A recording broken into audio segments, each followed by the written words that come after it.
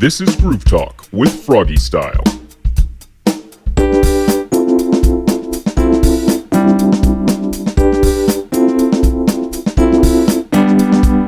Welcome to another episode of Groove Talk, everybody. On this episode, I am joined by Kate Stevens. Hello. Hello. I guess just to start us off, why don't you kind of introduce yourself and kind of tell us a little about yourself and the music that you make. Hi, my name's Kate. I'm a Libra. I make R&B music here in Calgary, Alberta. I'm a singer-songwriter, very folk-based, very kind of, jazz, blues influences, to make a whole mishmash of me. So yeah. Awesome. So I guess, what got you started in music? That's a great question. I got started. My house has been very musical since I was born. My sister's a classical flautist. My mom couldn't carry a tune in a bucket, but she was very supportive. I always had that really nice support system to kind of do whatever I want and just kind of be free with music. And whenever she cooks dinner, there's always music playing. So there's either Carole King, Joni Mitchell, the really 70s songstresses that really kind of push my musicality forward. And I just got really into it. I started, writing poems, and I was singing for forever. I can't remember when I wasn't singing. And then I found a ukulele at a garage sale when I was about 13, and that was my catalyst into, songwriting and learning the uke off of chords online and just kind of immersing myself into what music is and to be a performer. Awesome. So I guess how many, is it just the ukulele and stringed instruments that you play, or how many instruments do you? Too many. Yeah, I see. I don't play them well, though. That's the thing, Cody. I have a uke is like my main. I have a baritone uke behind me. I name all of my instruments. His name's Thelonious, after Thelonious Monk, of course. And then I have a guitar. It's like a Strat from one of my friends. It's been through the mud and back. It's got a bunch of cigarette burns, and the backing is all ripped out. But it plays. And I have a garbage Yamaha. Am I allowed to swear? I have a shitty Yamaha that I got when I was 15, and I was like, no, all right, this doesn't really work. And then I have the mandolin. I write most of my songs on uke and piano, though. Those are my two kind of main gist. Awesome. Yeah, and I guess for those who are just listening, in the background behind Kate, there is a wide array of stringed instruments. So very visual. Yeah, that's the thing. I always whenever I try to do Zoom meetings, or everything's very digital now, I try to kind of face it this way, because the other walls don't have anything on it. So this is I'm a musician wall when it comes to interviews and stuff. Nice. So I guess what made you kind of gravitate to the more kind of soulful R&B sounds that you kind of project through your music? Yeah, I started in kind of the folk route, very kind of cute girl with a guitar, didn't really know what to do other than that Taylor Swift kind of thing. But then I started going to jazz jams, and it got to the point where I would show up at these jams so much, they'd be like, do you want to sing? And I'd be like, yeah, sure, okay, I guess I could try something. And it was always All of Me or Girl from Ipanema. It was never anything inspired. It was just something that I know and I can sing. And I just became a regular there. I had a bunch of friends who would always go, and that kind of got me into the jazz, blues, and I fell in love with soul music. I found a bunch of old records that I really loved. Etta James, Ella Fitzgerald, Sharon Jones and the Dap Kings. Just really, really great soul music that just projects that raw vulnerability that I was seeking and kind of searching for. So I found that, and then I sing backgrounds with the Mocking Shadows. They're a band here in Calgary, and it's big brass, big, noise, big loud, and just to be on stage and feel that energy is unlike anything I've ever felt before. So yeah, I love what R&B and what soul music can kind of, you feel something different, right? You or have that innate sense of wanting to move and wanting to kind of emote through those songs. So yeah.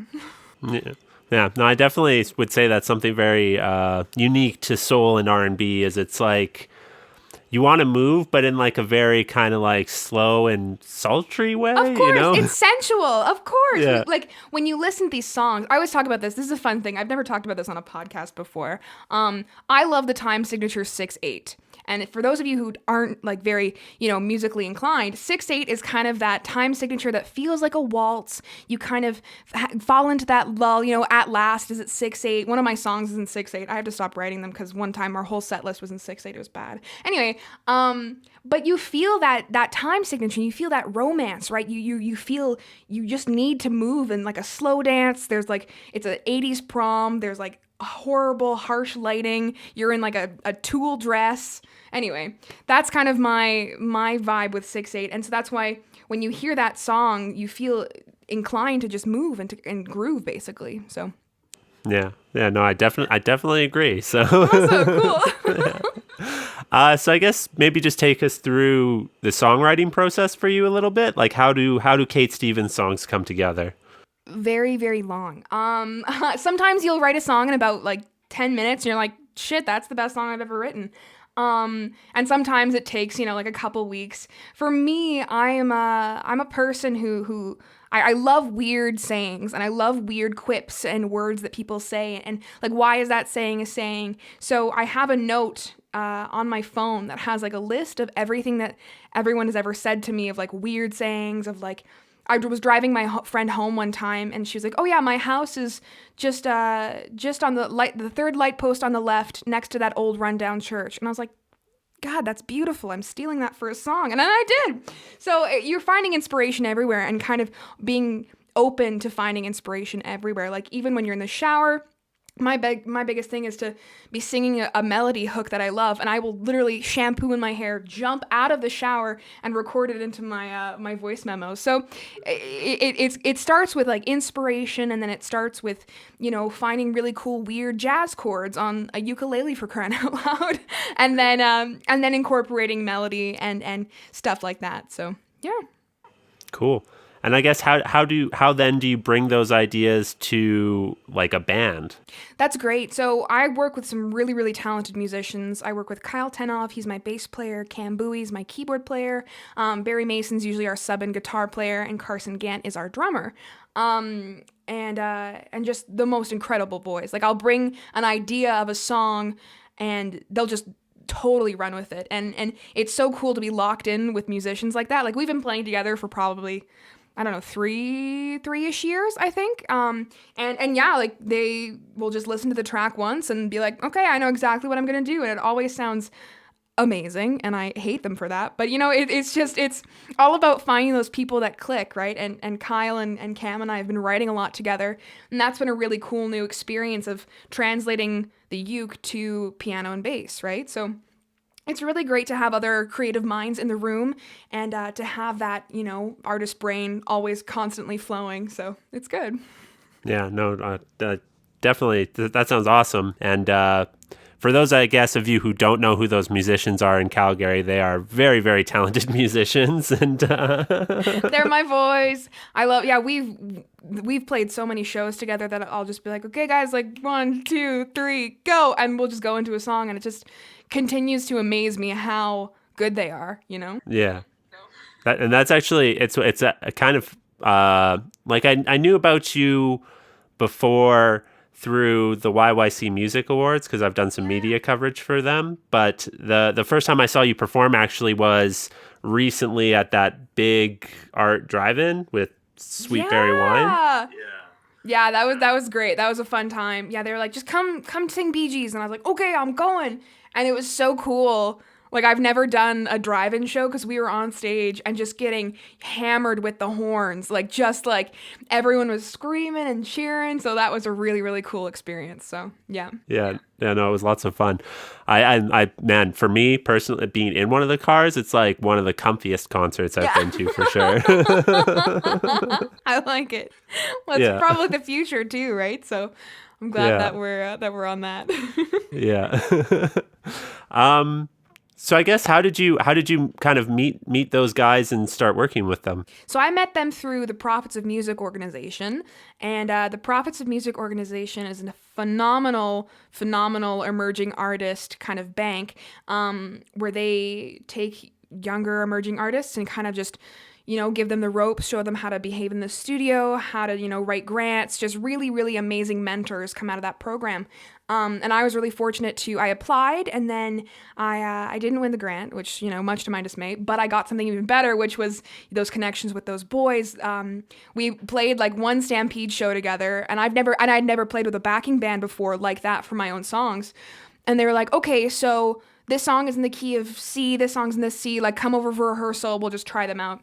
And we tried them out, and I was like, shit, I got myself a band. So then, yeah, we've been working with those boys ever since, and Kyle is one of my closest pals. He's like one of my managers. Like he's the dad for sure in the band, and yeah, just really, really phenomenal, and I love all those guys so much. So yeah.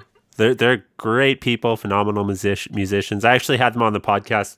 I think it was last year. Amazing. But just sitting down and talking with them was like, they're hilarious and so lighthearted and just awesome individuals. No, it was so cool to like work with them, and then we did Meant for Me is basically a brainchild from Prophets of Music. They funded the whole single. I came back from Toronto and we just recorded it, and I worked with Russ Broom and some amazing studio musicians, and that was the best experience I've ever had. And yeah, like Barkley and Dan, those guys are also my favorites. So yeah. Awesome. I guess kind of take us through, because you perform solo, right? So you're like a solo act, and then you also play with a band? Yeah, basically. So kind of take us through that. Is there one that you prefer over the other, or is there like, different vibes to each? Exactly. There's good things in each, where for a solo artist, you show up, you have your own set list, you sing your songs, and you can emote it however which way you want. And I think that with solo artists and starting up, that was so important for me to understand the importance of dynamics and understand the importance of playing shitty venues where no one's going to listen to you. I think that's the biggest thing for like emerging artists and artists that are just starting up. You're going to play those background music shows, and you need to play those background music. You need to be wallpaper, at like a weird Italian fusion restaurant that people are watching the hockey game. It's a whole thing. But with the band, the energy that you feel is phenomenal. I know that I feed off of other musicians whenever I'm on stage. There have been times that I've like step touched and like ooh-ahhed an earring off and like almost hit Cam in the face. Like it's so amazing to have other people on there and have that kind of language, right? Like I find myself parroting stuff that they say of like, oh, sick voicing. I don't know what that means. I don't know what the hell voicing is.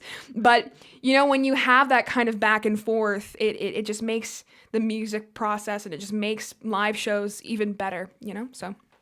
Yeah, no, for sure. And I think that's something that it's good for a lot of like emerging artists or younger artists to hear is, you're going to have to play those shows where it's like, it's going to be hard. There's no, like, people won't be paying attention to you, but you got to, plug through it and do it and, get your chops in, I guess. Well, exactly, right? Like, what's that one Lady Gaga quote where it's like there could be 99 people in a room and only one person could be listening to you, but that's the one person you need or something? Like, so it's true, right? Like, I've played, my fair share of gigs that they feed you and you're like, cool, bye. So, but there's always going to be one person, there's going to be one more Instagram follower, there's going to be a little bit of engagement there, right? To kind of just plug your stuff in the middle of every song.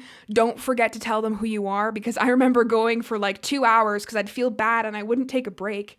And I would just play for the whole 2 hours, not tell anyone who I am, and then leave. And then people would be like, wait, what? So make sure you're always kind of incorporating that into your banter as well, if I can tell anyone anything. That's also good advice for new people, because when you first get up on that stage, it's confusing and scary, and all these emotions are just like rushing through your head, and it's really hard to remember what you're supposed to do. It's hard enough to remember what you're supposed to play, I feel. So. Oh, exactly. Like bring your chord sheets, bring your lyrics. Don't worry about that kind of stuff when you're first starting out. I know that I was really nervous about having my phone on like a stand and just having it there. I think that's super important when you're playing those longer shows too, of like remembering how many songs can I play? Like what songs do I play in this 2-hour period? So. Have you found that maybe more opportunities are open towards you because you are a solo act or a band act? Oh, for sure. I mean, I think that like every solo artist needs to have a bunch of like really great musicians just ready to call. I know, like I do it. A couple of my friends in the scene, like Marcus Trummer is a great example of that. I love that kid to pieces. He's an amazing solo artist, but then has those boys who just the power and just the connection, right, is so important. So I think that as a solo artist, you do benefit for being able to play the coffee shop shows, but when you need to, make sure you have people that you trust, people that you know are going to be good, knows who show up on time, learn the songs. You know, it's all trial and error too, right? Of finding the right band and finding those people who are going to be your solid band, right? So, yeah. Yeah, no, for sure. I like, it's funny you mentioned Marcus Trummer because like he's one of the people I think of, you know, who is like a great solo act, but he also rocks out with a band. And Matt Blaze is another one who does it really well. And I found it very interesting because, yeah, it just, these people, it opens up so much like more opportunities for them, you know, or because like you said, you can play those coffee shop shows, just you and your guitar, or you can play those bigger shows, but it's all still like your brand, you know? Of course, you know, like you want people who are gonna be respectful on stage as well. Like I you know, like I've seen so many bands where everyone kind of seems really disinterested. Like you want to have that engagement too that's gonna drive your live performance forward. And I think that a lot of younger musicians starting up are like, well, my friend can play guitar.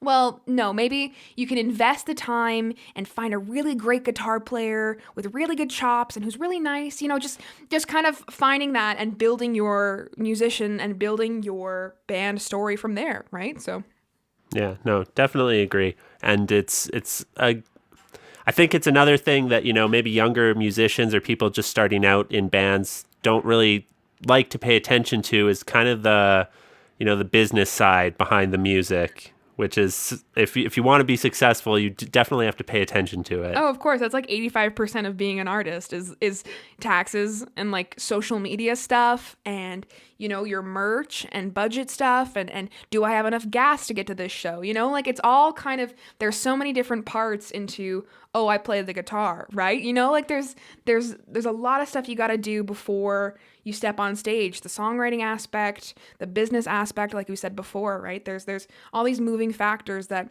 you're going to have a great live show if all of them are in place. So, yeah. And I feel like if you're doing your stuff right, then, you know, when it is time to perform, then you're performing and you're not thinking, oh, did I email that guy back? Or you know what I mean? Like, oh, of course. I'm so bad for emails. Oh, yeah. Of like, I'll have the notification on my phone. And I'll be like, oh, I'll just reply later. I never reply later. So if anyone has messaged me or emailed me, I apologize in advance. Yeah, no, emails are easy to like let fall by the wayside. They're hard. Sometimes it's like, oh, that was a week ago that guy talked to me. Like, whoops. No, yeah, I feel that. Yeah. So how do you handle all the different hats that you have to wear? Like, is it just you, or do you have like a team behind you, or a boatload of cup of coffees? No, I don't know. I was so thrilled to, you know, be working with the Prophets of Music. They were definitely my guys for everything. And, you know, starting up, I had a momager. Like my mom would come to every show. She would kind of be the support there of helping me answer emails and being like, maybe we don't go to this basement show. Maybe we don't go to this photographer's house, you know, like just like stuff that a mother would be really great for. And then, you know, when I was about like 16, I was like, maybe it's time I start looking at the business and taking over. So staying organized, you know, having different folders on your computer, making sure your taxes are in like a spreadsheet. You don't want the CRA to come for you. And same thing with like recording stuff too. Like you want to make sure that all of your budget is completely like visualized and materialized before you start recording. It's hard. I mean, I know that there's been many nights where I've been stressed and I've been like, well, is this really what I want to do? And then as soon as I step on stage, I'm like, no, shit, this is exactly what I want to do. Yeah, no, I can definitely empathize with that. It seems like the business side of trying to do something creative can like really weigh on people. And it just takes that one thing, like that one moment again of being like, oh yeah, this is why I do all this other stuff, is because this thing is worth it, you know? Exactly. Yeah. So You have been nominated. I think you've won 6 YYC Music Awards now. 5, only 5. No, yeah, I love the YYC Music Awards. I think it's a great way to showcase Calgary's local talent.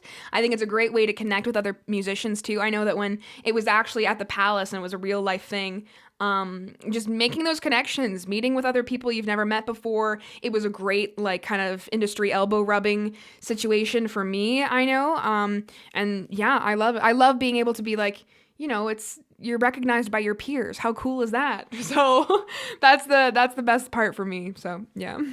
Yeah, for sure. So yeah, I guess like 5 is that's quite the haul, I guess. Yeah. So I mean, what does it feel like to be recognized for your songwriting like that? Oh, fuck, so good. It's so good. It's like winning, being nominated is great, but winning is everything. Like, I hate saying that because it's so amazing to be with other phenomenal musicians. Like, I remember there was one year that I was nominated in the same category as like T. Buckley, and like how, like, of course I didn't win because he's amazing, but it's just to have that recognition and to have that, like, holy shit, like, this is an actual award that I'm nominated for, is really cool. They look amazing on grants. So if anyone wants to give me money, please send it my way. I am accepting donations. I'd love to eat this week. No, but I love them. I think they're great, and it's a great play. Like everyone who works there and is a part of that organization is phenomenal as well. So yeah, it's really cool. And it's really great to get dressed up and hang out with your friends at the Palace. I mean, this year was a little bit different. I had like a backyard screening.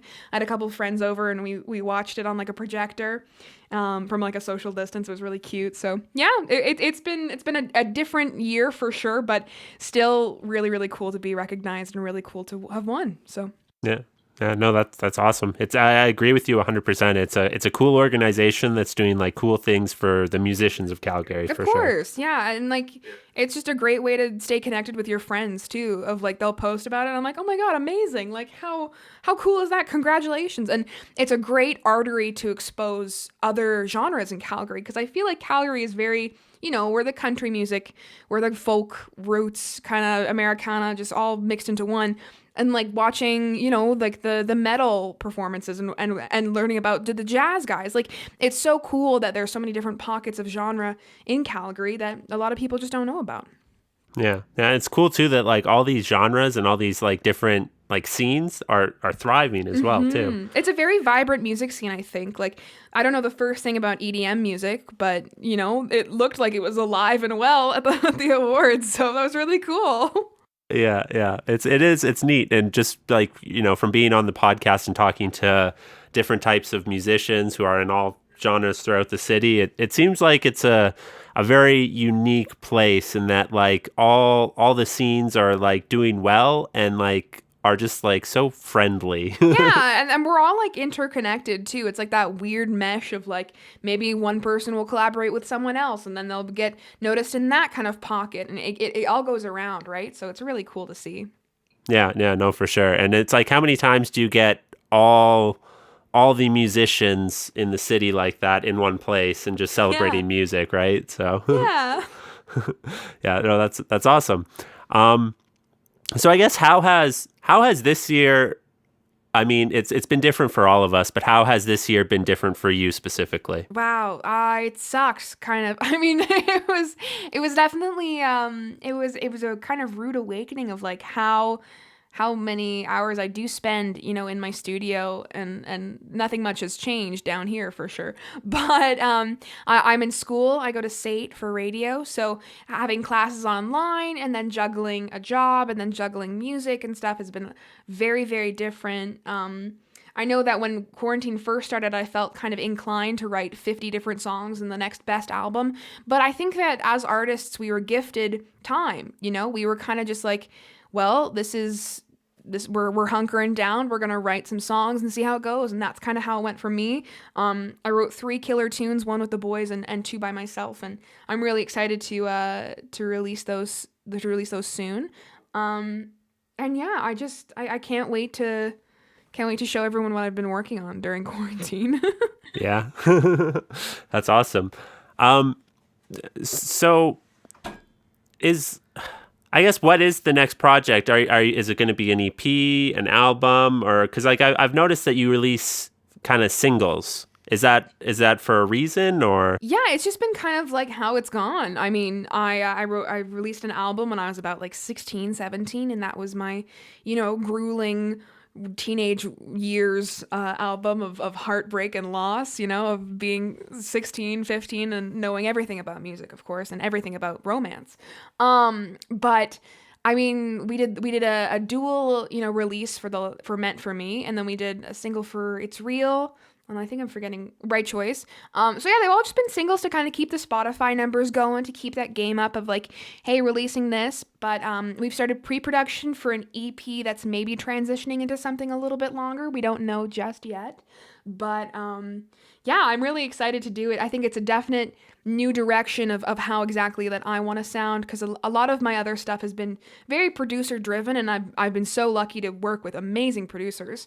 But I think for this one, I kind of wanted it to sound what I listen to, like I made a Spotify playlist of all the songs that I wanted to listen to. And I sent that off to the boys, and they were like, of course, like just reference tracks are your best friend when recording. so I've got a couple of those. So yeah, I'm really excited to see how it goes. And a lot of the songs are about, just a really cute boy that I love. So it's been really nice to be happy. A lot of those songs are very, very sappy love songs. So I'm excited to show everyone what we've been working on. Awesome. That sounds great. Well, I start every song. We played a couple fishbowl shows recently. We played the Ironwood, and I was talking about that. I was like, well, I'm happy, and it's nice to be happy. And all of my songs have been very, about love and being happy. So it's a change of pace for sure. But it's super nice.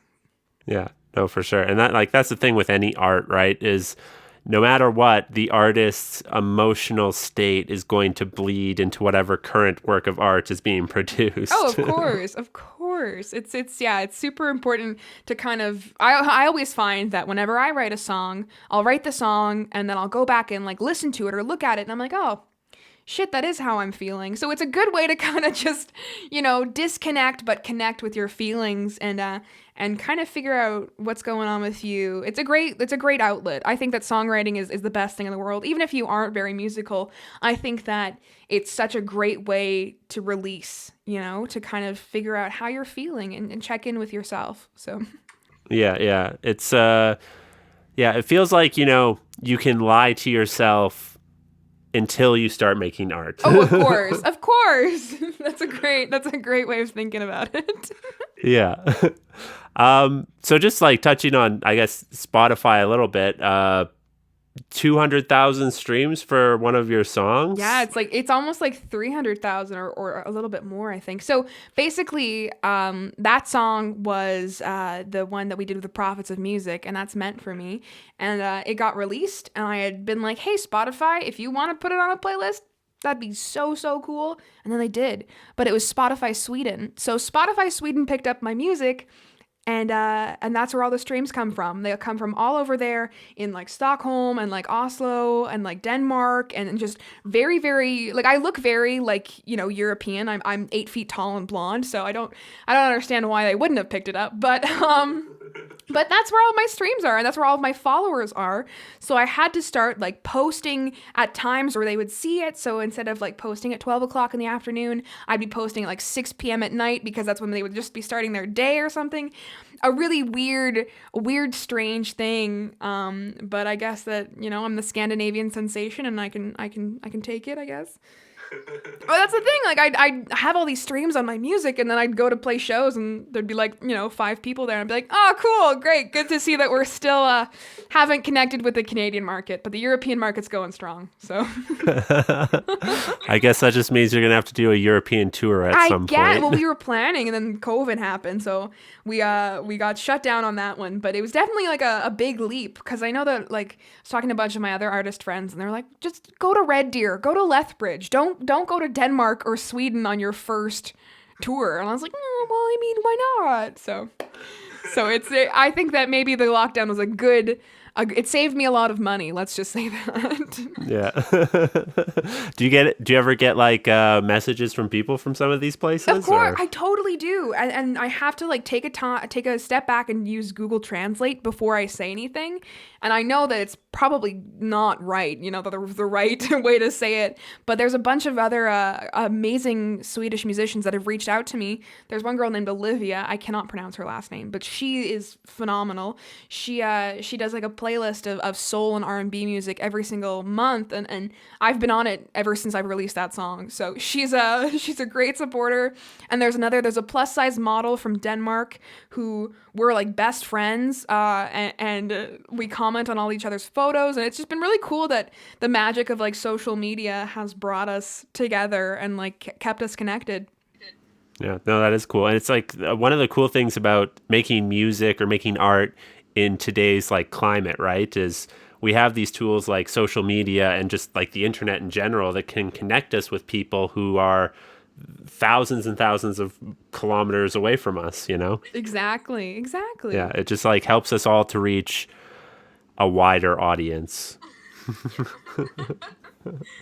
So you kind of mentioned it a little bit, but you've been playing a few shows now. I know obviously the drive-in show was one of them, and then a couple more. But I guess what's it like been playing shows in a pandemic world? Oh God, it's so strange. So most of my audience are moms. I'm very kind of easy listening Nora Jones, Carole King vibe. So a lot of the older generation loves me. So they're kind of afraid of going out right now because, we want to keep people as safe as possible, even with, health and safety restrictions in place.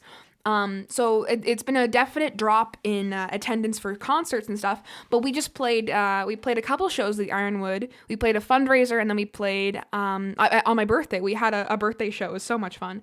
But I'm in a box the entire time. So the boys are on stage, and I'm in this little plexiglass pink box. And I can't see or hear the audience. So it's kind of like a live stream in the sense of like, we'll finish the song and then I don't know if they've stopped clapping. So I'll just like kind of wait for, an awkwardly long time and be like, okay, the next song is, and I'm like, I hope you like that. But then it gets to the point where I'm trying to, kind of talk to the boys on stage and be like, hit the 3 or like go to the next song. And they can't hear me because of the plexiglass. And then I can't see what they're saying because of the masks. So all in all, it's just a lot of like shouting, but like really awkward, like squinting through the light and just banging on the fish tank. So they've been definitely an adjustment, is what I'm trying to say of the live shows.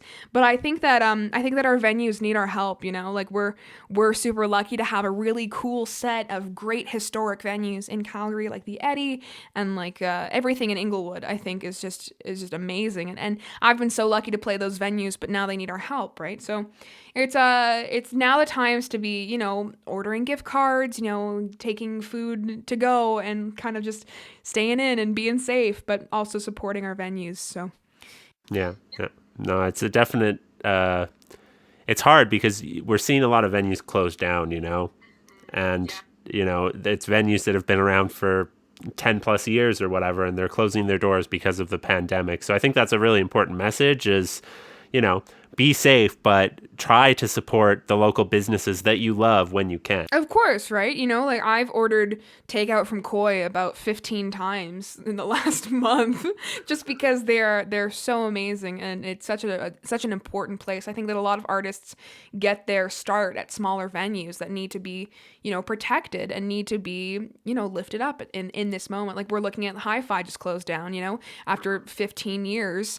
It just didn't make any sense to keep the lights on when they weren't filling the club, right? And that's just so heartbreaking to see. And it's scary for other venues that are having to close now at 10 p.m. Like, cool, you can sell as much food and liquor as you want, but 10 p.m. is when people come out, right? So it's a weird, struggling world right now of COVID times. But I think if we all just kind of support each other, we can totally get through this. Yeah, no, definitely. I agree. And it's cool to see the support when it does happen, and it's cool to see the stories out there of people supporting each other and whatnot. And I definitely agree. It's we're in a tough time right now, but if we help each other out and like build each other up and support those who need us, I think we can all make it through as relatively unscathed. Of course. So you mentioned that you were studying radio at SAIT. Do you feel that like kind of maybe studying radio a little bit and kind of like knowing how radio works, does that help you any way in your music career? I wish it did. Radio is so funny because we follow so many rules, right? Of the commercial radio, you have to play so much Canadian content, you have to have these many ads and stuff. And it's really cool to learn about that kind of background when, I was 16 and I was like, why is my song not getting played on the radio? Because, there's so many like moving parts that go into creating a radio ready song, right? Like having a song that's in the sweet spot of like 3 minutes and 20 seconds and like just kind of making sure that everything is perfect and moving for radio release. And I know a lot of people doing radio tours now where they go to the stations and do like a live performance and plug their songs there, which is really, really cool to see. And yeah, I think that when I started doing radio, my heart always lies with public radio. So when we talk about public radio, CJSW, CKUA, all of that really, really amazing, like publicly funded, homegrown radio. So I think as an artist, those are the best stations to hit for play and stuff. Because, CJSW is where people find their next favorite song. And I've been played on there and I've been so lucky to have been played on CKUA and it's a great, great way for new ears and a different listener to hear you. So. Yeah, no, I definitely agree. CK, wow, fuck, why can't I get that right now? CJSW, geez. Yeah. I was like, wow, that's just like completely left my head. Yeah, no, I've talked to the station manager there, and just it's cool to see like kind of what goes into making all those shows and stuff like that, right? And just like seeing how they do it, and the fact that it is like community radio and public funded radio just makes it all the better, right? Because exactly. Their motto is giving a voice to the voiceless, and I love that, like. Of course. And it's so amazing to see the representation that they all showcase as well, right? Like Calgary's also, 4 white guys and a guitar in every single band. So it's really cool when there's representation of LGBTQ plus communities and, of like the trans community and of people of color. I think that's so, so important to be showcasing right now. So yeah, no, 100% agree. I guess just kind of on that subject, do you feel like you have to maybe be more outspoken on some of those subjects just because you are more in the public eye and stuff? Or I think it's important, when the protests were happening and stuff. I was isolating because my mom has MS, so we try to make sure that we're not going out as much, limiting everything. But I try to make sure that my audience is aware of what's happening, and I try to make sure I speak on everything that's happening. I'm not going to kind of just shove one issue under the rug. No, there's so many voices that need to be heard. And I think because I'm in the public, it's my duty as someone who has a platform to showcase them. Like I remember when the BLM movements just started happening was all of my followers are, a little bit older and of the boomer variety. And just showcasing to them and showing them in a really cool infographic of like, hey, look how accessible this is for you to learn about, and look how edible this media is. Rather than showing them, the fiery protests happening, let's talk about, why police brutality is so awful in America right now. Just ways that you can kind of bring up that conversation. Like, kind of think about it as an artist. It's always so weird because I think a lot of people are scared to speak upon those issues and they feel kind of like tiptoeing around them. But talk about them like how you would talk to your mom at a dinner table conversation, right? Like, you don't want to kind of be like, well, if you don't believe that, you're stupid. No, kind of take that stance of, well, let's see why you don't believe that and why you grew up thinking this way and how we can switch that, right? And how we can kind of, I know that my mom has been, she's grew up in like the 50s and the 60s. Like that's how that's how they know. So teaching her how to respect people's pronouns was a great first step, talking about non-binary issues, talking about, trans women, like just really, really interesting conversations that I never thought I'd be having with my mother. But going at them with a kind ear, going at them really sensitive, just kind of making sure everything's okay. And that's how you should be approaching with your followers, right? You never want to scare anybody away. You want to tell them what you want to tell them. And that's the best way to do it, right? Yeah, no, I definitely agree with what you said there. And we should be approaching these conversations, these hard conversations, with maybe a little bit more empathy and understanding of the other person's position, Of course. In this day and age, you never want to kind of blast your opinion everywhere because everyone has their own opinion, right?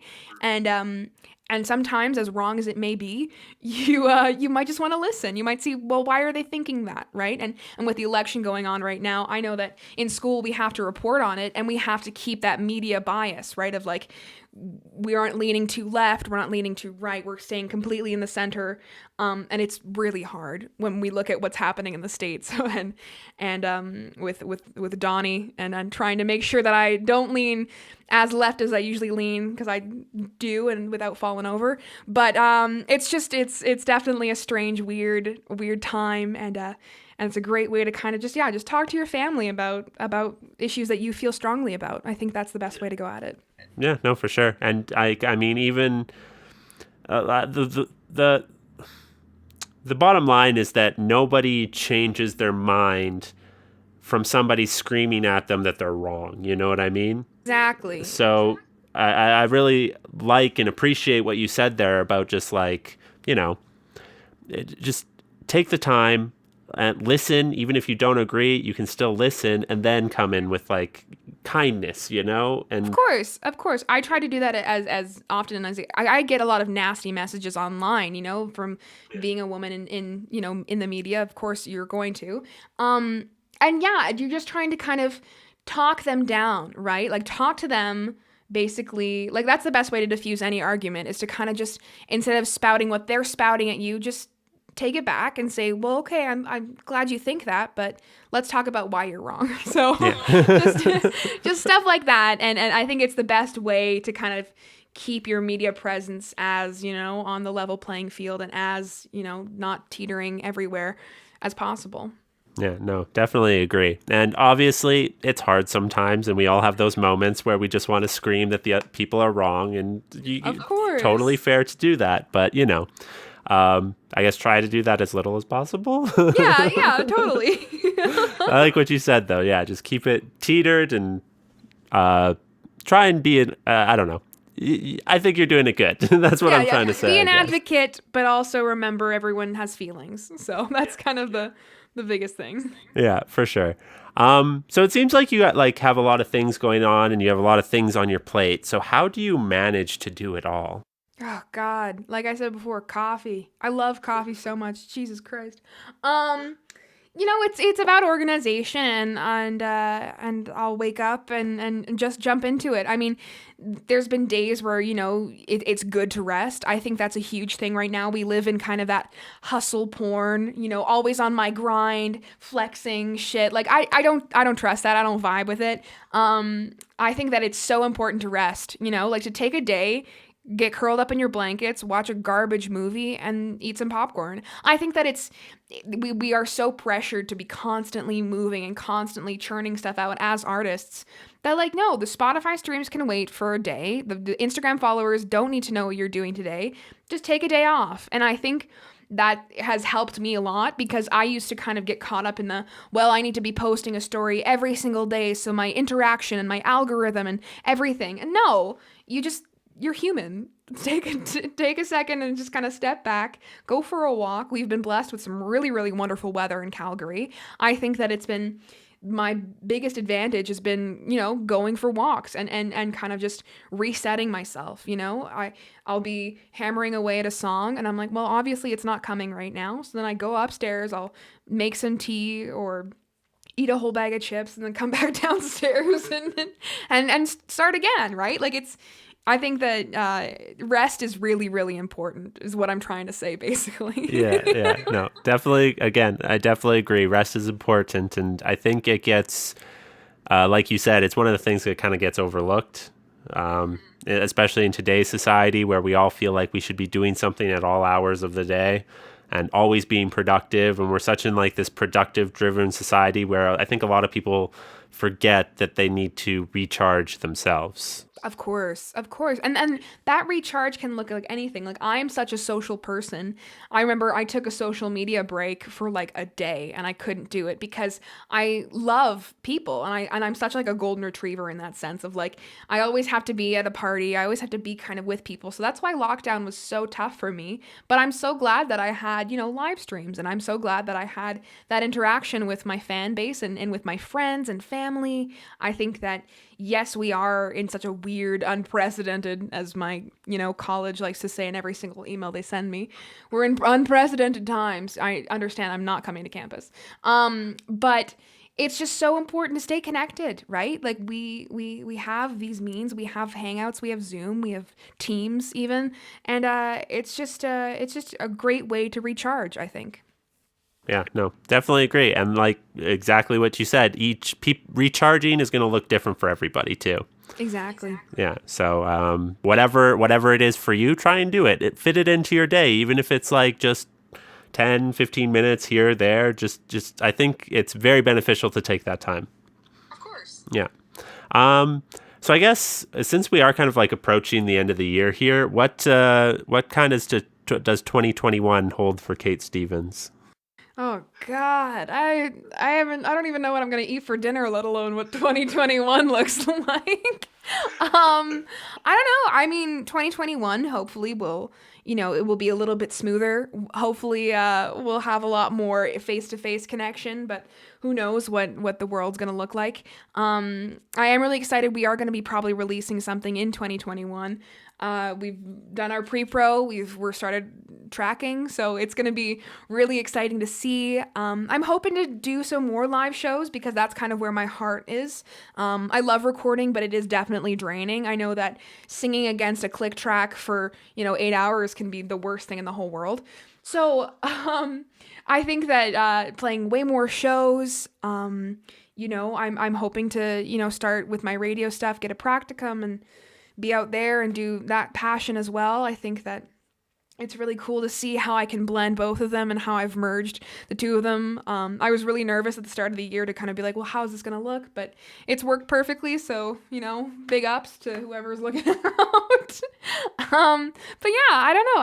I'm just really excited and I'm ready to take it as open-armed as possible at a socially distance, of course. But yeah. Awesome, cool. Is there any just kind of final things that you wanna say? I don't know. I mean, I don't know. I follow me on Instagram, I guess. I don't know. Like, that's like a good social plug. You can follow my Instagram at Kate Stevens Official, Facebook Kate Stevens Music, anything. Twitter K8, like the number, because I'm hilarious. Stevens Music. I don't post there often though. I have a TikTok, but other than that, like, there's nothing else that I should say. Okay, cool.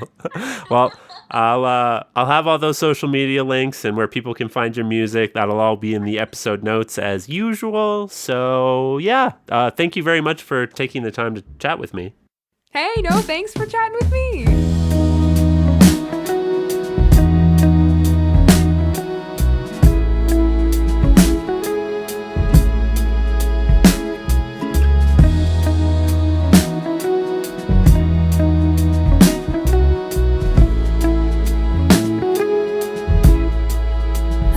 Taste your lips, yeah. Smile is burned in my memory. I remember dancing on the patio with the lights are gleaming low, as if they burned for you and me.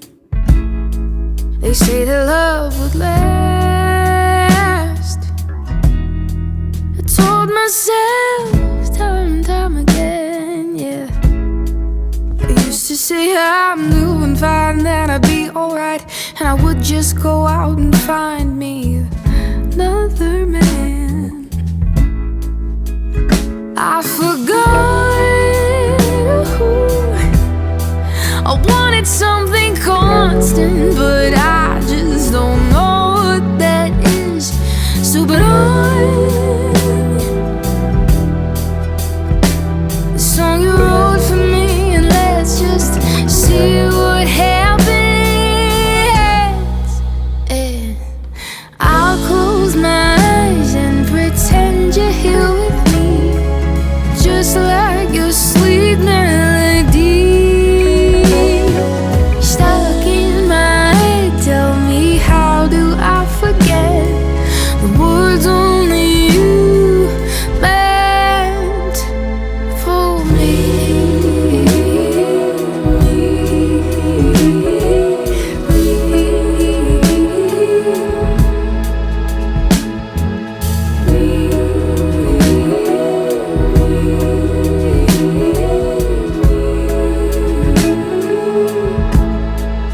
I'm not tied down. Ooh, but you make me wanna be, yeah.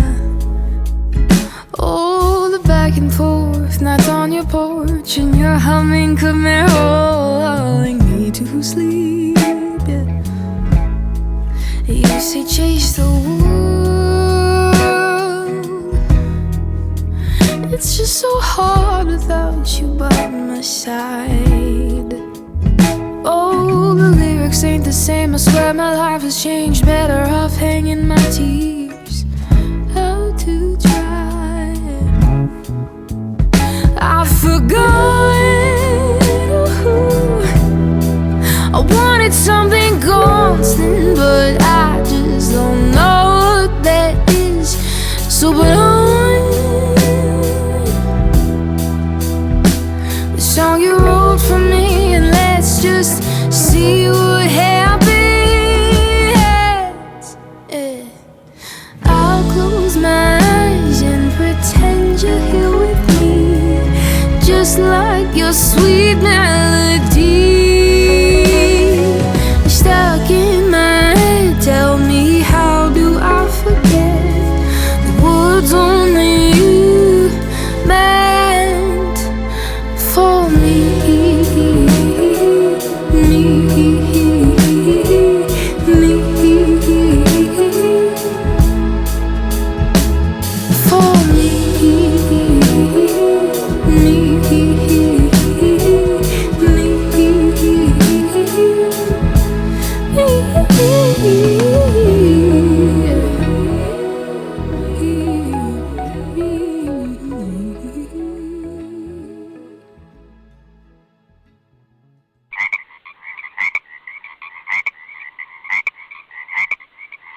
If you like this episode of Groove Talk, why not leave a review? You can find us on iTunes, Stitcher, Google Play, or pretty much anywhere that you listen to podcasts.